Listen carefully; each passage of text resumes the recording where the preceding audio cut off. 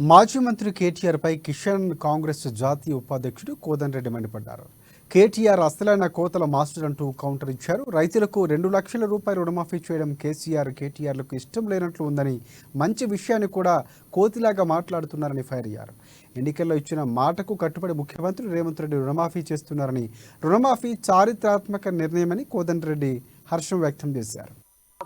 ఆ కాలంలో మీరు ధరణి అనే వ్యవస్థలో దాదాపుగా ఇప్పటికీ ఈ రోజు వరకు కూడా 18 లక్షల ఎకరాల భూమిని పార్ట్ బిలో పెట్టించారు. మీరు మీ నిర్వాహకమే ఇది.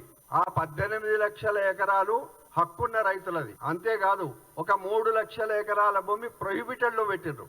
దానికేమన్నారు, ఆయనకు పట్టదారు పాస్ పుస్తకం ఉంది, తండ్రులు తాతల నుంచి వ్యవసాయం చేస్తున్నాడు, కబ్జాలో కూడా ఉన్నాడు. దాన్ని టీలింగ్ భూమి అని ఒక చోట, భూదాన భూమి అని ఇంకొక చోట, వక్ భూమి అని ఇంకొక చోట రకరకాలుగా పెట్టి మీరే కేటీఆర్ గారు మీరే మీ శాఖకు సంబంధించిన మీరే విదేశీ కంపెనీతో ఒప్పందం చేసుకున్నప్పుడు సంతకం మీరే పెట్టిండ్రు.